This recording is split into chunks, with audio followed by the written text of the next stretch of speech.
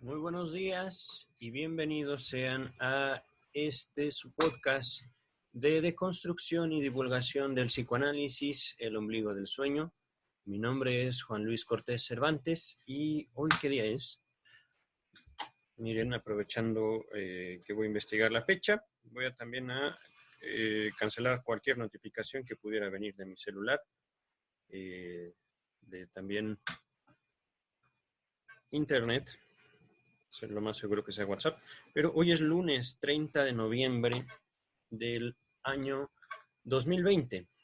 Les estoy hablando desde la Ciudad de México, una mañana fría, una mañana que nos deja con el deseo de permanecer en cama, abrazados de nuestras cobijas, rodeados de nuestras almohadas o de nuestros seres queridos, aquellos con los que compartimos el lecho, en un afán de conservar el calor lo más posible. Pero la realidad se impone. Y la realidad se impone de muchas maneras, no solo en cuestión de nuestra obediencia, nuestro apego a las normas sociales, sino el mismo cuerpo nos demandará en algún momento que nos paremos y nos alejemos de ese calorcito rico de la cama. Pues bien, debo decir que he pasado por muchas cosas últimamente. Esto no me perdona, digamos, por haber roto ya la disciplina que yo tenía desde hace poco más de 2 meses al estar grabando estos podcasts. Toda la semana pasada no hubo podcast. Ha sido una decisión, pues, más bien consciente de mi parte. He tenido que vislumbrar un nuevo orden en mi vida, no solo por la pandemia, sino por muchas situaciones personales que por el momento no me gustaría mencionar o ahondar más al respecto. Simplemente diré que ha sido una eventualidad que yo también busqué, pero que después de tanto buscarla se dio. Simplemente entonces continuaré con esta, digamos, reorganización y planteamiento que he querido hacer.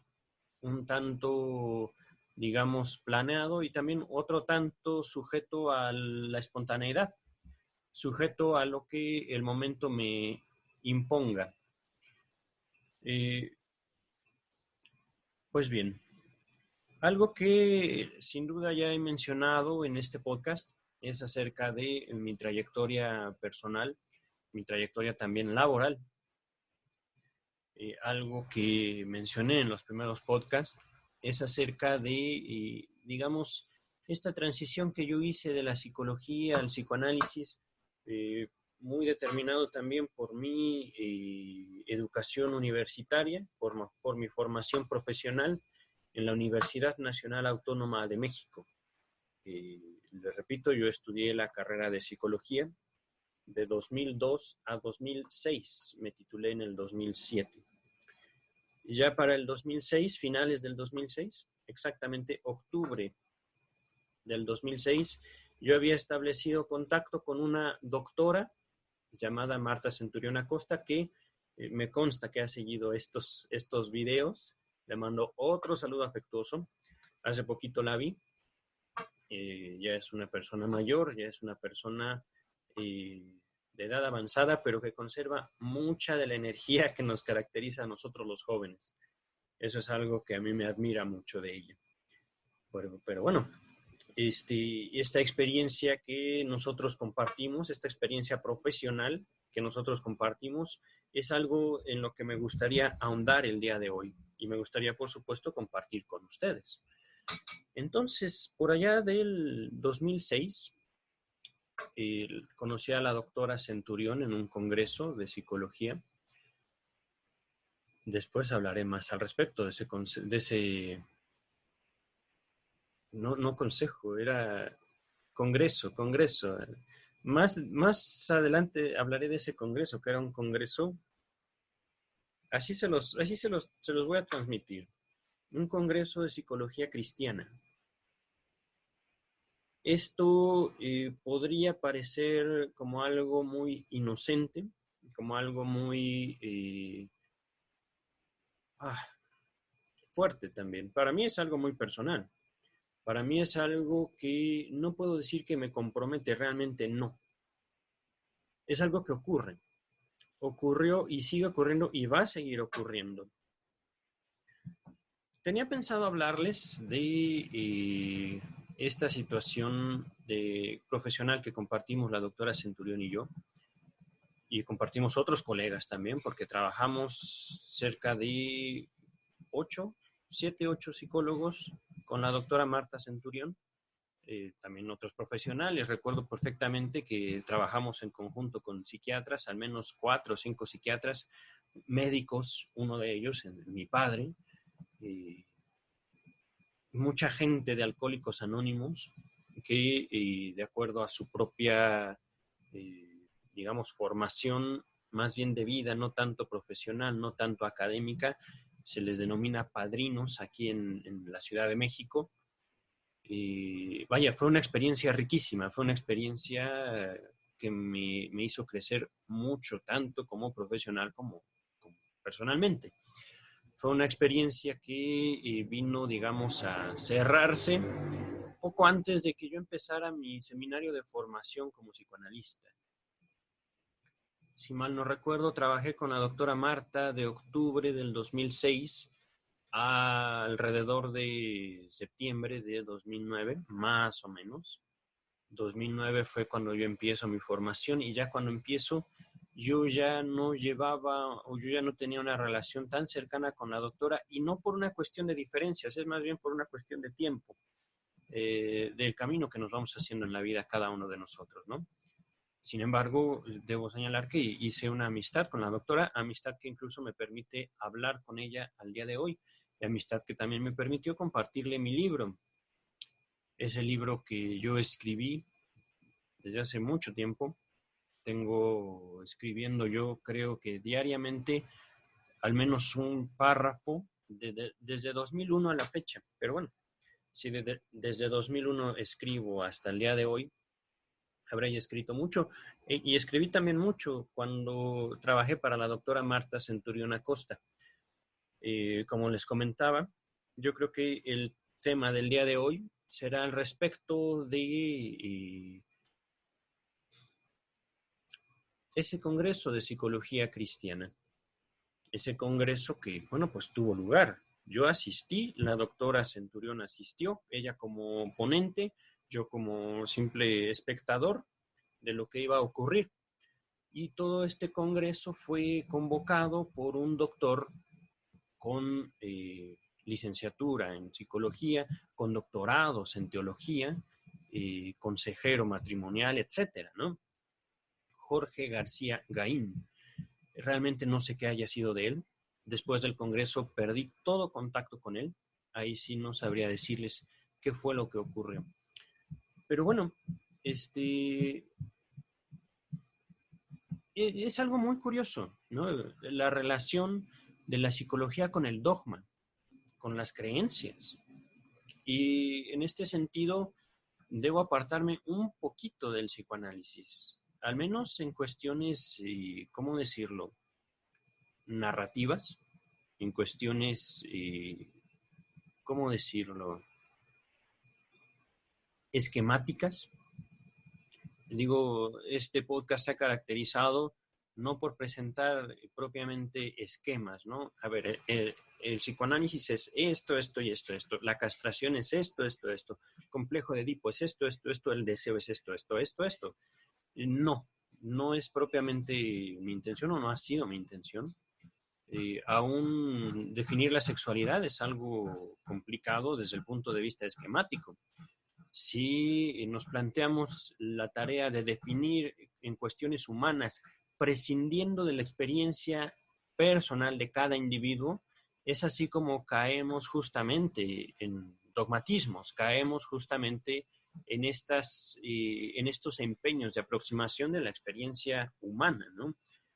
Y si hiciera yo eso, no cabe duda que atropellaría al escucha, atropellaría, por supuesto, lo que yo mismo, en base a mi propia experiencia, considero es la humanidad. Pero bueno, si otras personas consideran que una exposición esquemática, ordenada y, digámoslo así, estructurada eh, de la experiencia humana es lo ideal, pueden hacerlo. Digo, yo no soy quien como para condenar también los empeños de aproximación de ningún otro estudioso de la condición humana. En fin, eh, es algo muy curioso al respecto de la relación entre la ciencia y el dogma. No cabe duda que la humanidad en cuestiones no solo de discursos, entre ellos el científico, entre ellos el religioso, no solo en cuestiones de identidades, digámoslo así, grupales, mi familia contra la tuya, buscan imponerse los unos a los otros, buscan, digamos, aislar a quien es representante de unos valores ajenos a los propios y buscan también no solo aislar, sino imponerse a aquellos, ¿no? Como demostrar que de alguna forma uno es quien sostiene la razón en contra del otro. No solo es cuestión de señalar las diferencias, es cuestión de decir, tú estás equivocado, yo tengo la razón y por lo tanto, como tú estás equivocado, tú no tienes derecho a existir. Esto se aplica en cuestiones científicas, esto se aplica, por supuesto, en cuestiones religiosas, esto se aplica en muchos sentidos, en lo humano, territoriales. Eh, Como si justamente el discurso fuera un territorio más en el cual nosotros tenemos que imponer nuestra identidad, imponer nuestro sello, marcar nuestro territorio, desterrar a, entre comillas, el enemigo o a quien piensa distinto. Pero esto naturalmente no puede sostenerse por mucho tiempo. Esto de alguna forma u otra tiene que ceder paso a un trato mucho más abierto y menos condenatorio, menos violento en cuestiones tanto discursivas como físicas. ¿A qué me refiero con esto? Si bien la tolerancia ha pasado a ser, digamos, como el gran desafío de nuestra generación, una generación que se caracteriza por la gran facilidad en la transmisión de la información, esto deja paso mucho, lo vemos todos los días en las redes sociales, a los discursos de odio, a las falsas noticias, al afán de desacreditar a gente que piensa distinto simplemente por el hecho de que piensa distinto que nosotros. Y es así como vemos a la tolerancia como un valor fundamental en nuestra época, ¿no? No se trata de, en todo caso, decir yo pienso y fundamentarlo. Yo pienso esto por esto y por esto y por esto y por esto y por esto, ¿no? Se trata más bien de sostener la posibilidad de la diferencia en el discurso con los demás. Eso ya es un proyecto, yo diría que imposible, casi imposible, al menos desde el punto de vista biológico. Y es aquí donde justamente puedo yo regresar al psicoanálisis, ¿no? Si una de las causas, digámoslo, por las cuales el psicoanálisis ha sido atacado, no solo desde el ámbito de la psicología, sino también desde la filosofía, desde la religión, desde tantas otras, digamos, ramas del saber humano, es justamente por el tema de la sexualidad. Es un tema que ha sido central en cuanto a la concepción del psicoanálisis de su objeto de estudio, ¿no? De la figura humana. No es posible definir o no es posible acercarnos a la creación freudiana si no concebimos al menos la diferencia entre lo que es lo que es la sexualidad para el psicoanálisis y lo que es la sexualidad en general, digámoslo así, para fuera del psicoanálisis, para cualquier otra persona. Eh, Algo que me sorprendió mucho en mis estudios sobre la obra de Sigmund Freud fue que Sigmund Freud llama sexualidad incluso a la forma en la cual los niños se acercan a los mitos. Y uno diría, bueno, eso no tiene mucho sentido, señor Freud. La sexualidad es corporal, ¿no? La sexualidad es una cuestión de placeres, es una cuestión más que nada de lo que hacemos con nuestros genitales para obtener placer. Y dice Freud, ¿no? No lo dice como tal, sino justamente, creo que fue en Análisis Profano, donde él menciona y hace un abordaje muy interesante acerca de lo que es y lo que no es el psicoanálisis. Y ahí justamente retoma él como un juez imparcial la figura o la aproximación, la figura mitológica, ¿no? ¿Qué hacen los niños al respecto de los mitos? ¿Qué hacen los niños al respecto de las historias a las que están sometidos desde muy pequeños? Y con esto no solo me refiero a las producciones religiosas de la humanidad, no solo me refiero a los dioses de las grandes religiones monoteístas. Me refiero incluso, por ejemplo, a Caperucita Roja, por ejemplo, ¿no? Me refiero a las fábulas. Me refiero a toda historia a la cual los niños se acercan buscando algo. Nosotros, digamos, como adultos, les presentamos estas fábulas, les presentamos estas historias para transmitirles valores. Por ejemplo, retomando la Caperucita Roja, no hables con extraños. No sabemos si esos extraños son lobos que te quieren devorar. No lo sabemos. Simplemente no hables con extraños, por favor. Hijo, hija. Los niños justamente toman estos valores, los acogen, los hacen propios, pero también no solo es cuestión de que hagan estos valores propios como un proceso automático, un proceso instantáneo. No es A, 1 más 1 son 2, no es de ninguna manera así, sino que justamente, y esto es una particularidad del psicoanálisis, es que todo esto pasa por el cuerpo, todo esto pasa por la relación que el niño establece con su propio cuerpo en base también a los castigos que ha sido sometido o sometida a lo largo de su pequeña vida. Y esto es, por supuesto, ya una elaboración propia de aquellos textos freudianos, ¿no? No se trata en todo caso, y esto me lo ha dejado muy claro la doctora Silvia Heiser por su propia transmisión del psicoanálisis, transmisión a la que yo estuve ahora sí sometido. No podemos prescindir de la relación del individuo con su propio cuerpo.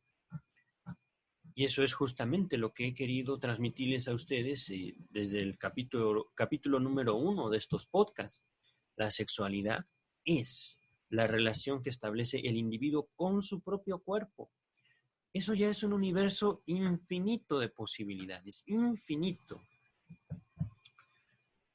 Y es ahí justamente donde podemos encontrar la liga entre las mitologías, las fábulas, los cuentos con los cuales buscamos introducir a los niños a una dinámica social y la sexualidad, ¿vale? Algo que a mí me ha quedado muy claro de mi propia vivencia dentro del psicoanálisis es la relación el miedo, el pavor con el cuerpo, la castración como una vivencia, no como una teoría, no como un constructo hipotético que está muy alejado de lo que somos, no. La castración como una experiencia, la castración como una palabra que a ustedes les podría significar todo o nada, un miedo terrible o simplemente algo que pasó como si nada.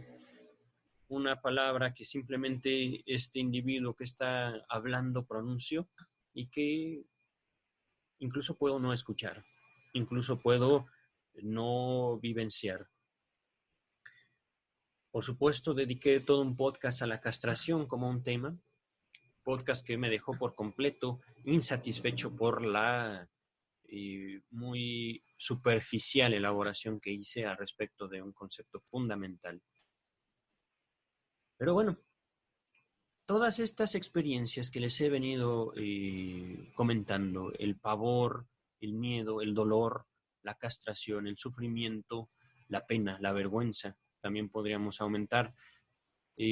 Todas estas experiencias son vividas, revividas, transmitidas y aprovechadas también en un sentido o en un proyecto de introducción de los niños a la sociedad, justamente a través de las fábulas, a través de los cuentos, a través de las leyendas, la mitología y por supuesto su heredero más sofisticado, que es la religión.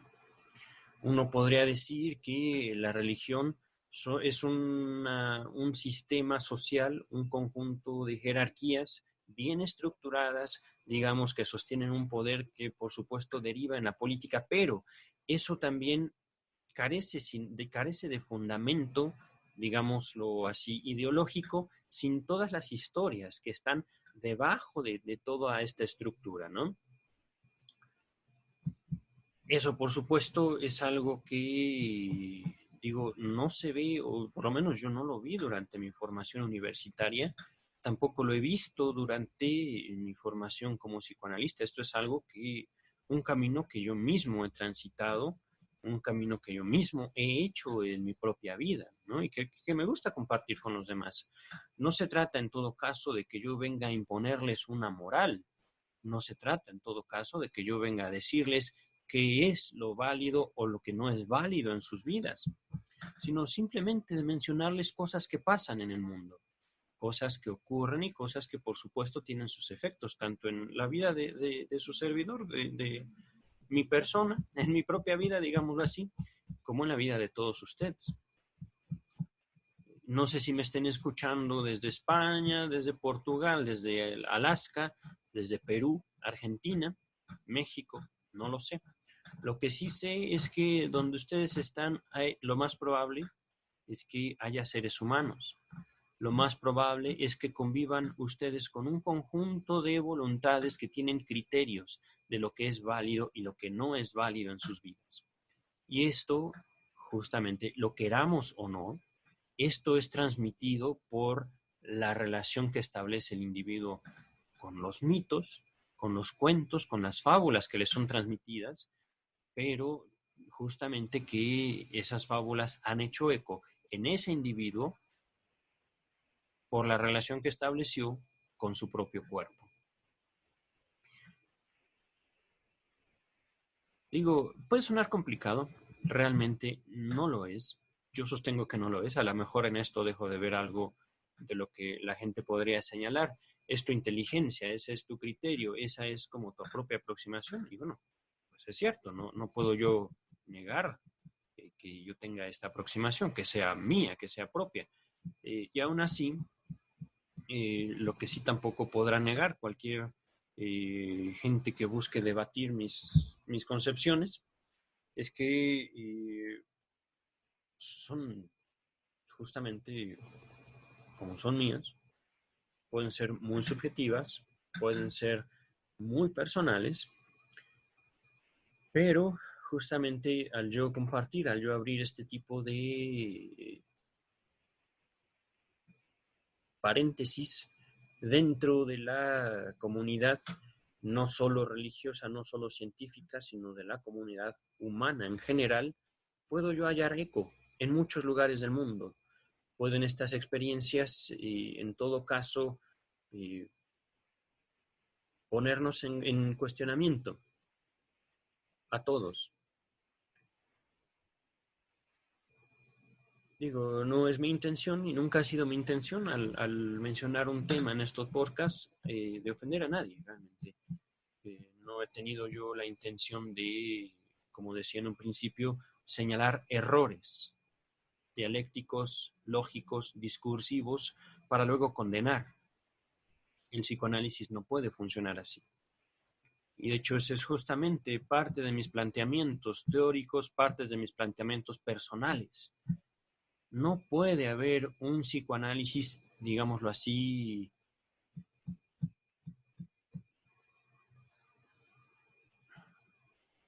había pensado en la palabra hegemónico, pero creo que estaría mal dicho. No puede haber un psicoanálisis como ciencia, como disciplina, si el psicoanálisis tendría como objetivo acallar las diversas manifestaciones de los individuos. No puede haber un psicoanálisis que no se funde en la escucha, en el silencio de la persona que tiene uno enfrente como analista.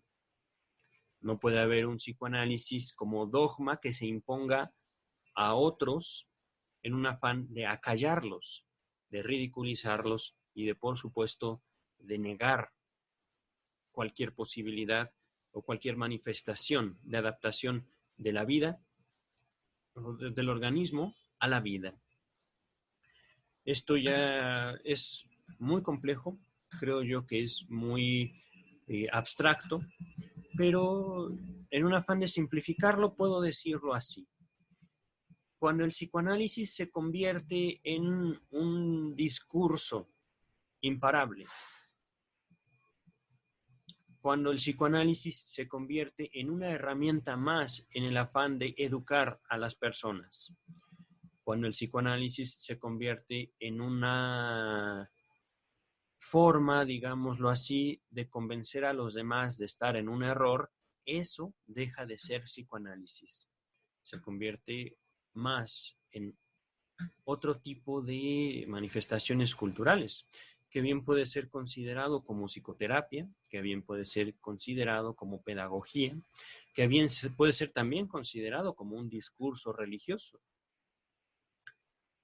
Y esto es algo muy delicado, esto es algo también muy fino, esto es algo que depende totalmente de la situación, depende totalmente de las intenciones de aquel que se dice psicoanalista, de aquel que en su afán de compartir su experiencia, en un afán también a veces de dominar a la escucha, en un afán también de engatusar, de endulzar su discurso para convencer y hacerse de poder económico, político, etcétera.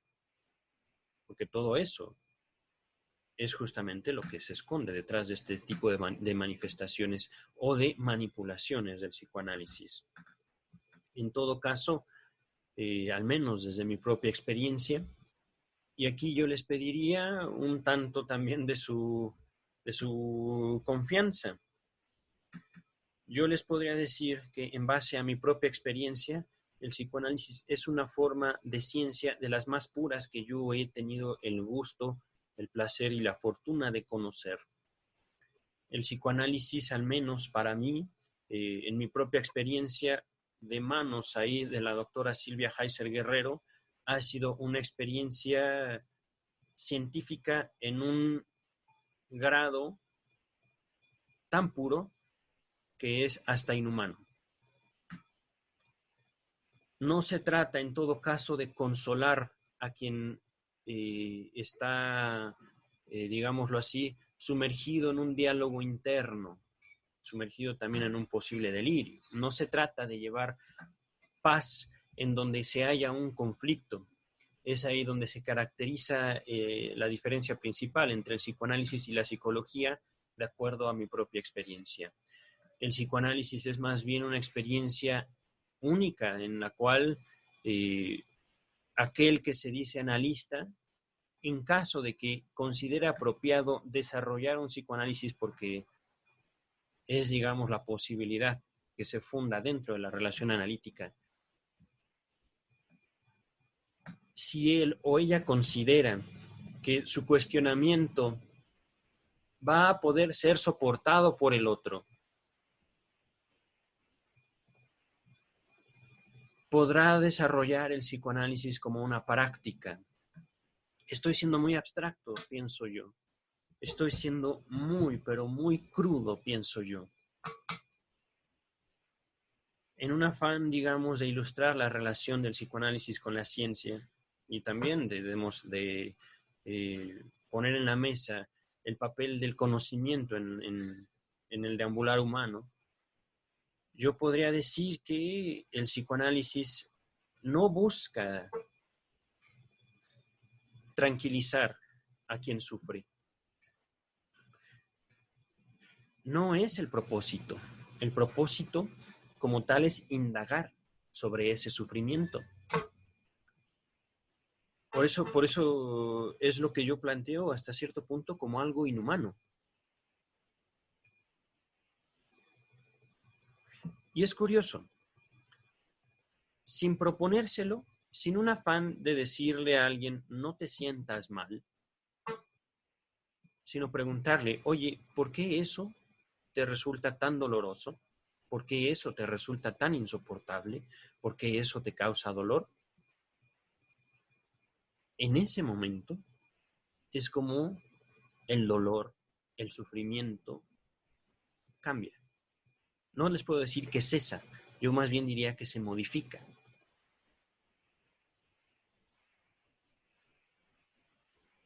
Es una cuestión, no es cruel, es que no es cruel, no puede ser cruel. El psicoanálisis no puede ejercerse o practicarse desde una postura de crueldad. Ahí ya no sería psicoanálisis.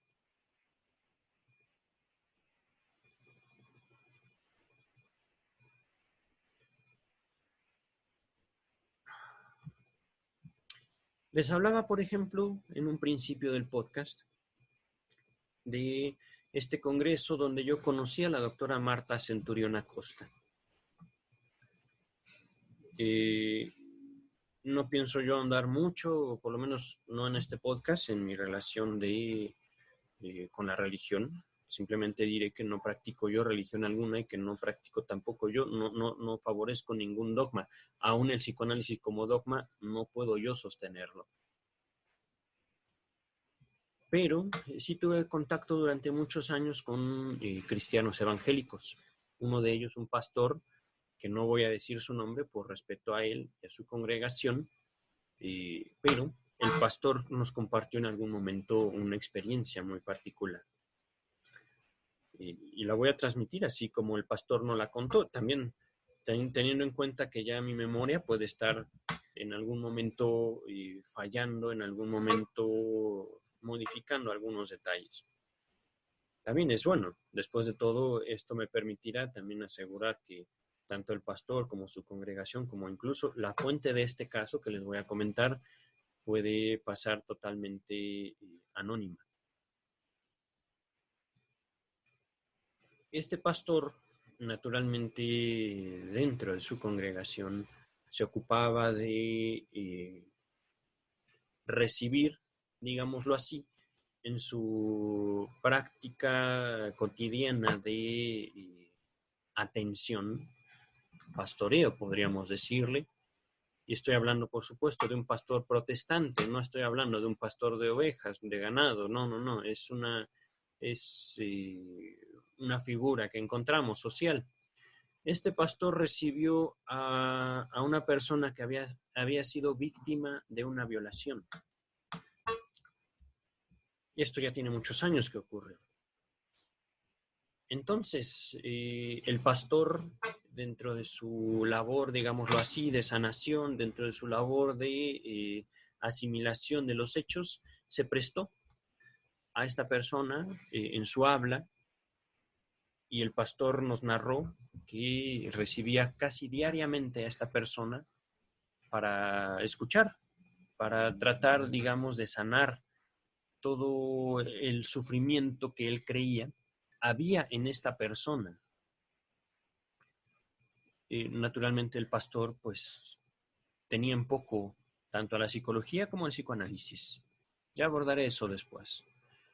El pastor simplemente dentro de sus herramientas contaba con un amplio, pero amplio conocimiento de las escrituras sagradas de la Biblia, y con esto justamente buscaba llevar consuelo a donde él creía había un sufrimiento terrible, ¿no?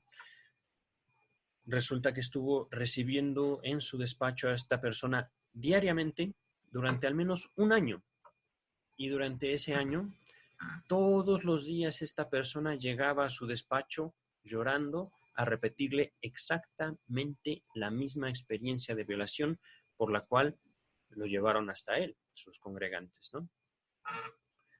Y esto, digamos, lo puede ser muy comprensible desde el punto de vista humano, desde el punto de vista que ustedes y yo podríamos compartir. Bueno, vivió una experiencia terrible, vivió una experiencia desgarradora. Por lo menos esas son nuestras fantasías. Esa era también, digamos, la impresión del pastor antes de recibir a esta mujer. No recuerdo si era grande, no recuerdo si era joven, simplemente sé que era una mujer. Pero en fin, el escuchar todos los días la misma experiencia durante un año, sin que la otra persona fuera capaz de variar su postura alrededor de la misma experiencia, llevó al pastor a caer en desesperación. Y eso el pastor lo confesó con mucha vergüenza, con mucha pena, delante de nosotros. No recuerdo si no lo dijo a mí y a unos colegas, no recuerdo incluso si estaba la doctora, yo solo sé que era un pastor, pero de todos modos su respuesta a esta mujer, a esta persona, a esta víctima de un delito, fue muy particular para mí. Yo en aquellos momentos no tenía ningún conocimiento acerca del trato, ¿no? Yo simplemente había yo trabajado con la doctora Centurión durante ya algunos años, antes de escuchar el testimonio de este pastor, en atención a alcohólicos y drogadictos, ¿no? Eso fue, digamos, nuestro giro durante casi 4 años, casi 4 años.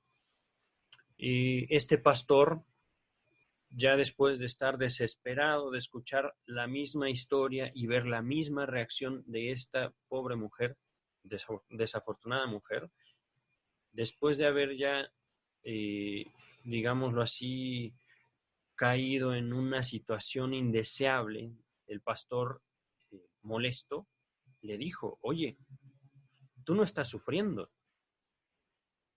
A mí me parecería, vaya, que no quieres dejar de pensar en eso. Esta respuesta que le dio el pastor a la mujer llevó justamente a que la mujer dejara esa relación que tenía todo el afán de convertirse en terapéutica, ¿no? Tenía toda la intención de sanar algo que en su propia concepción de humanidad consideraba como una tragedia. Ciertamente lo es. Ciertamente es una tragedia una situación así, digámoslo, de sufrimiento. Pero aquí lo destacable es, primero, la desesperación del pastor, la frustración que le hizo vivir el hecho de no poder concebir esa experiencia como algo más que un simple dolor, el hecho de no concebir la propia subjetividad de la persona, el hecho de no poder, ¿cómo decirlo?, reconocer que más allá de lo que constituyen los hechos para quien para quien nos escucha, es cómo esos hechos fueron vividos por la persona que lo vivió, que los experimentó en carne propia. ¿Cómo decirlo en otras palabras? El pastor encontró que ese evento desafortunado, ese evento que constituye, por donde ustedes gusten, un crimen, había sido algo que dejó marcado a esta persona de forma tal que no podía concebir su vida sin eso. Y podríamos decir, bueno, es que eso es justamente la definición de un trauma. Sí, es cierto, pero digamos, es ahí donde también podríamos decir, es culpa del pastor por no tomar en cuenta lo que puede ser aprovechable de la psicología. En efecto, también podríamos decir eso, pero aquí es donde yo les invitaría a no imponerse en cuanto a sus posibles concepciones de los hechos. Es aquí donde justamente señalo yo lo que podríamos rescatar de lo inhumano del psicoanálisis. Podríamos decir, en otras palabras, la empatía es un valor humano, y es cierto. Pero yo quisiera invitarlos a usar esa empatía para no hacerle daño consciente, voluntario, innecesario a otras personas y a otros seres vivos. Sin embargo, en un afán, digamos, de procurar el bien para los demás, más valdría preguntarnos qué es lo que esa otra persona quiere para su vida, qué es lo que esa otra persona considera tolerable y deseable para su propia vida. ¿Qué es lo traumático no para nosotros, sino para ellos? En todo caso, y esto fue algo que no pude decirle al pastor en su momento, porque yo tampoco tenía la aproximación a la humanidad que me brindó el psicoanálisis. Hay que buscar qué es lo doloroso de una situación en particular, y eso no vendrá de nuestro criterio, podríamos suponerlo. Eso tiene que venir del criterio de quién vivió la situación.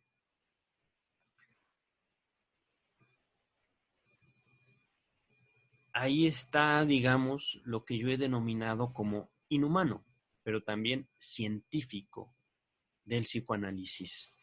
Por eso yo, al menos desde mi propia experiencia, les podría decir, como científico, no podemos prescindir del psicoanálisis, no por su doctrina, no por sus dogmas, no por sus conceptos, sino por la esencia de su práctica. Preguntar,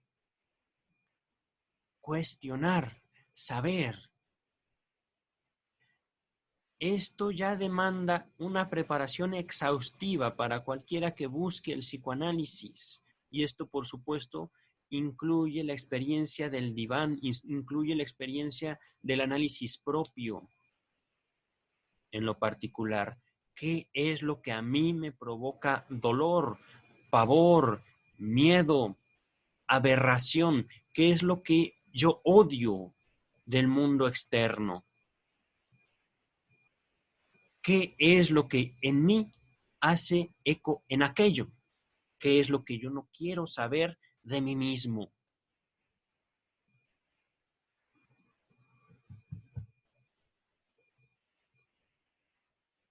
Y este planteamiento sencillo y que tiene todo que ver con, digamos, la práctica analítica, ¿es cierto? El psicoanálisis como una disciplina científica es algo muy difícil de llevar a cabo.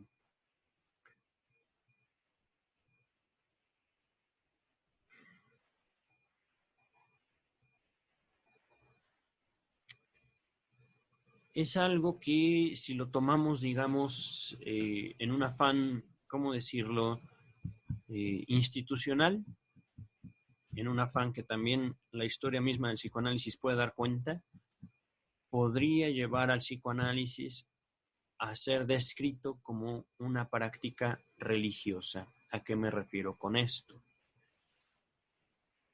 El psicoanálisis en su conjunto, como disciplina, como un movimiento social que se ha desarrollado a lo largo de la historia, que cuenta con una estructura, digámoslo así, teórica, que cuenta con una práctica y cuenta con una estructura social de analistas, de analizantes, de gente que aspira a llegar al papel del analista.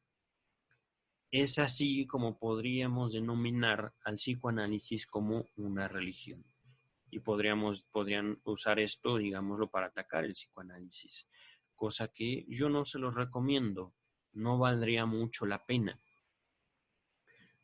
En todo caso, mi afán al compartir esto con ustedes es justamente para señalar las diferencias y encontrar una identidad otra que no sea la de un sistema religioso.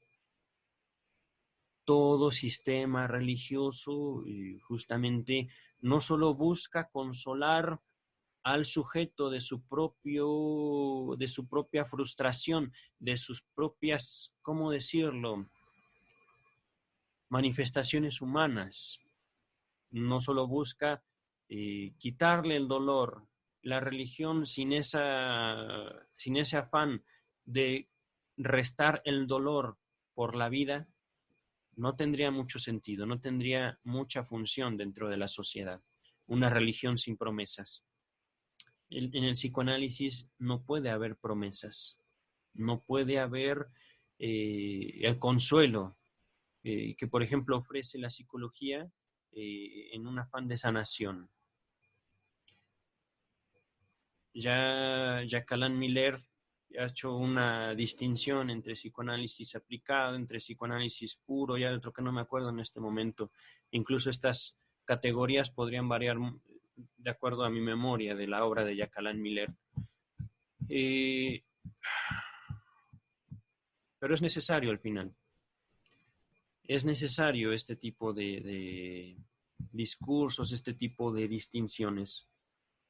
El psicoanálisis no puede ser una religión porque el psicoanálisis en último momento busca el conocimiento, busca la ciencia de lo humano, busca indagar acerca de la naturaleza humana, no busca solucionarla, no busca consolar con promesas.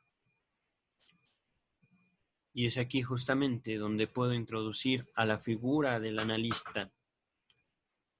Puede ser que el psicoanálisis no pueda ofrecer promesas, no pueda ofrecer consuelos ante las penas diarias, no es su función. Pero un analista, dentro de la práctica de su propio análisis, dentro de sus propios análisis, digámoslo así, dentro de su propio contacto con otros seres humanos sensibles, pueda y deba, en su momento, en su contacto con sus prójimos, cesar el análisis, decir hasta aquí. Yo, en base a mi criterio y en base a mi experiencia, no voy a continuar indagando al respecto de esto en este momento. Se lo dejo al analizante. Es su tarea. Es, digamos, lo que él o ella podrían hacer hasta este momento. Justamente hablando de el final de una sesión de análisis.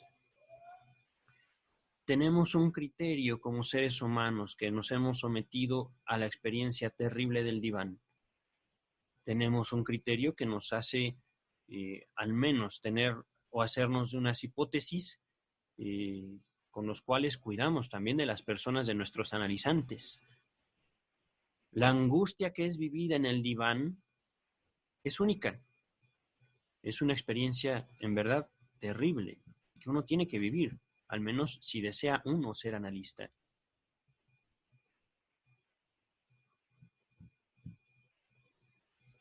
Aún así,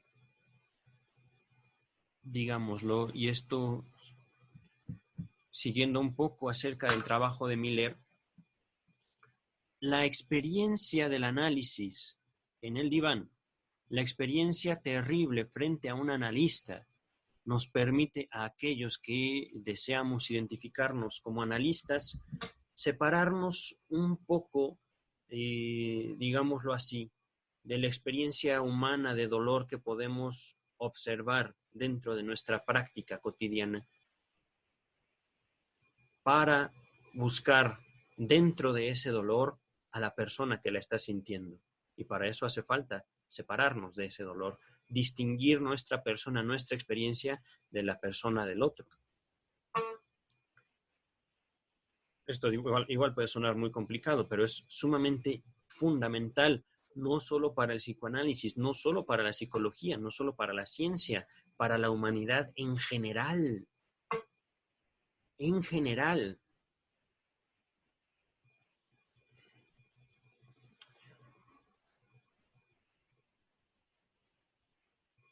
La experiencia de cada individuo frente a la vida es única. Única. No podemos generalizar dolores. Y si lo hacemos, corremos el riesgo de hacer atropellos terribles hacia los demás. Por eso les hablo de que es fundamental rescatar ese valor científico, ese valor, si ustedes gustan, inhumano del psicoanálisis. Y es un cuestionamiento que no tiene como fin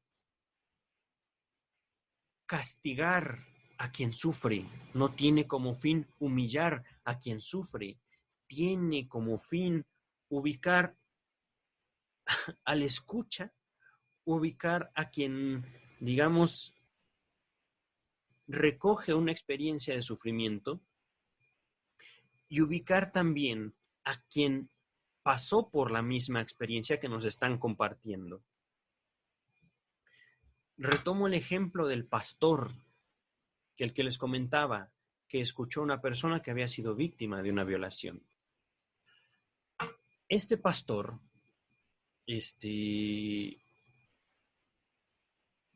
dentro de su propia concepción, sin escuchar a la víctima, dijo, eso es feo. Pero, por ejemplo, ¿no? Retomando esta experiencia que me compartieron, siendo yo un psicólogo que trabajaba para la doctora Marta Centurión. Pero, lo que el mismo pastor nos contó, Dios tenía un propósito para aquello, ¿no? Y en un afán, digamos, de consolarla, en un afán, digamos, de ayudarla a asimilar esa experiencia, simplemente la calló, simplemente la dejó de escuchar.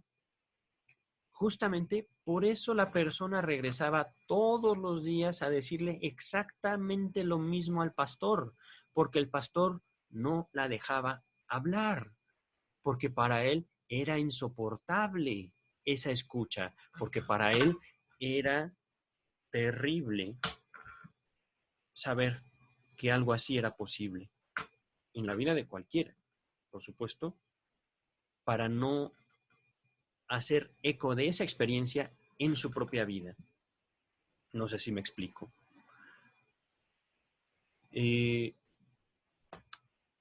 Yo tenía pensado hacer este podcast para hablarles sobre sexo, drogas y rock and roll, ¿no? Era mi pensamiento, mi idea inicial al iniciar este podcast, porque, bueno, después de todo, tiene mucho que ver con lo que la doctora Marta y yo vivimos en atención a pacientes con adicciones, gente que vive la vida de manera muy particular, ¿no? Pero ha devenido este podcast en un tema también necesario, en un tema que no sé todavía cómo nombrar y que tiene mucho que ver con la concepción del psicoanálisis, que el psicoanálisis hace de la sexualidad humana en relación a las historias, ¿no? A las que nos vamos introduciendo en la cultura, cualquier cultura en la que nosotros estemos insertados. Y esto es muy curioso, y esto es muy también importante para ayudarnos a rescatar el valor real del psicoanálisis como práctica, como doctrina, como ciencia, que no es contradictorio una doctrina con la ciencia. Ya ahondaremos más al respecto en otra ocasión. Toda ciencia necesita de una doctrina.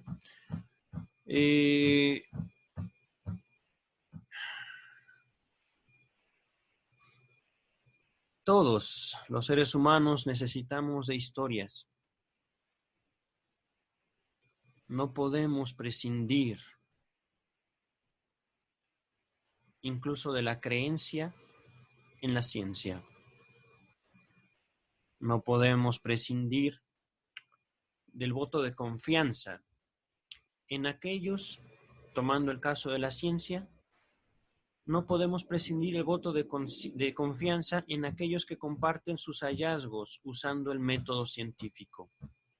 Podemos replicar los estudios, pero justamente encontraremos que son tantos los estudios científicos y a veces cada científico está tan ocupado en su propio quehacer que esas réplicas resultan innecesarias, que esas réplicas resultan imposibles por lo costoso en cuestiones económicas, en cuestiones de tiempo, de recursos temporales o administrativos, que entonces la ciencia misma se levanta sobre un voto de confianza muy similar a la religión, tanto que lo podríamos llamar así. Incluso la ciencia sin la fe, sin la confianza, a pesar de atentar en contra de sus principios fundacionales, no puede ser operativa. Y cuando yo hablo del psicoanálisis como ciencia, es algo que solo puede ser replicado cuando un sujeto se somete a la experiencia del diván, a la experiencia de su propia castración, a la experiencia única y aterradora de estar frente a un analista. El analista ya en base a su propia experiencia, en base también a su propia capacidad de análisis, podrá sostener o no un análisis en un momento dado. Puede ser que el analista decida también en base a su propia, digamos, vivencia con el dolor humano, decida suspender un análisis. Puede ser que el analista decida no indagar al respecto de un dolor, no tanto por ser incapaz, sino por darle un respiro a esa persona que tiene enfrente, y un respiro que en su criterio es necesario. Puede ser que estemos hablando del fin de una sesión o del fin de un análisis, no lo sé, cada caso es distinto, cada situación es distinta. Cada minuto en análisis puede ser radicalmente diferente al otro. Pero es en esa indeterminación donde, al menos en mi experiencia, yo puedo hallar un reflejo idéntico de lo que es la humanidad en cuanto a sus hechos cotidianos, en cuanto a sus hechos diarios, con el psicoanálisis.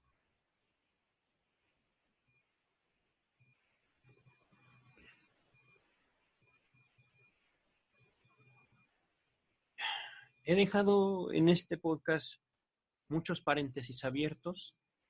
Posiblemente me dedique en este momento a grabar un poco más al respecto de estos paréntesis que me gustaría aclarar, por ejemplo, acerca del Congreso de Psicología Cristiana, en donde conocí a la doctora Marta Centurión Acosta. Es un tema que a mí me parece fascinante por todas las implicaciones que tiene.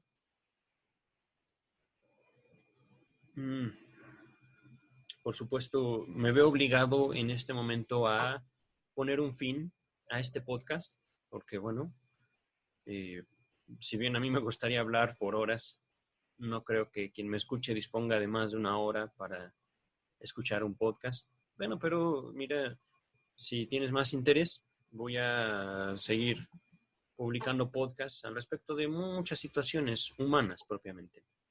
Muchas situaciones que por supuesto hayan su reflejo en la obra de Sigmund Freud.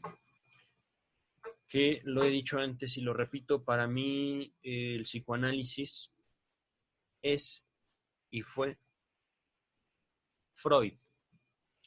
No puedo negar que Lacan hizo un desarrollo notable, no puedo negar que también no solo Miller, sino hay en muchas culturas, como en la mexicana, hombres y mujeres notables que pueden llamarse a sí mismos psicoanalistas, no psicólogos, no psicoterapeutas, sino psicoanalistas.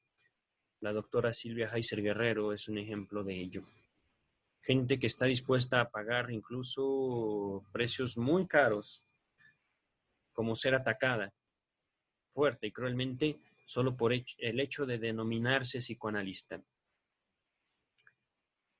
Yo mismo he sido quien ha pagado y quien seguirá pagando al respecto de eso.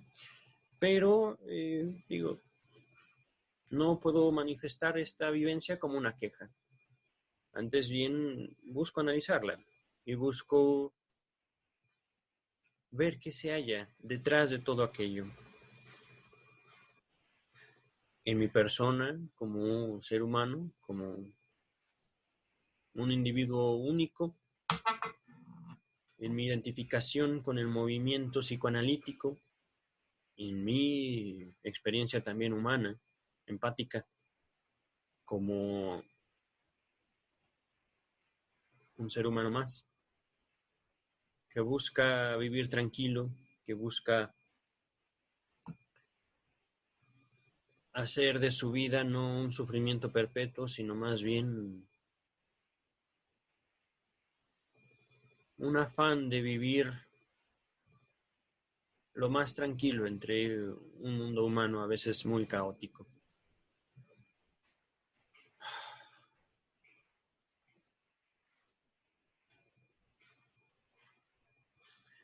A veces me pregunto, y por eso me suspiro, a veces me pregunto qué afán o qué me lleva a decirme psicoanalista. ¿Por qué? ¿Qué gano yo? Este es el camino que yo he elegido para mi vida. Y en esto el psicoanálisis tiene que ser idéntico al cristianismo.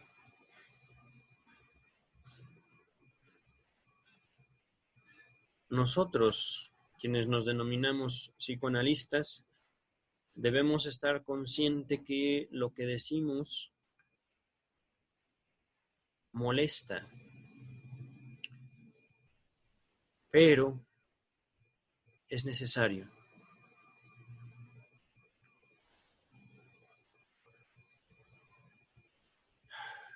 Mi propia experiencia en el análisis me ha mostrado que los niños en general no quieren ser cuidados. El niño o niña que pide ser cuidado es porque sabe que fuera de los cuidados hay muerte. Entonces, lo más normal dentro de la humanidad, dentro de las configuraciones de lo anímico, es que el ser humano, pese a que tenga 70, 80, 90 años, sea un niño o una niña consentido o consentida. Ese es el triunfo de la civilización. Seres humanos tan desconectados de un mundo o de una naturaleza asesina que tengan el descaro de pedir tranquilidad en medio del caos que nos rodea. Que tengan la fortuna de decir mientras hacen fila en un banco, es una molestia que nos estén tomando la temperatura. Eso es el triunfo de la civilización. Esa queja. El hecho de que no hayan sido, digamos, fruto de una venganza en sus años mozos. El hecho de que no hayan sido devorados por un oso, por ejemplo, o por un león, o por un puma, por un jaguar, por un perro incluso. Y de que a sus 70, 80 años puedan salir a caminar tranquilamente en una calle transitada.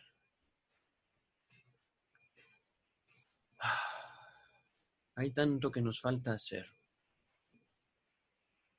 Y una de esas cosas es justamente atender ese tipo de molestias, ese tipo de quejas, ese tipo, digámoslo así, de consecuencias que nuestra propia civilización fomenta.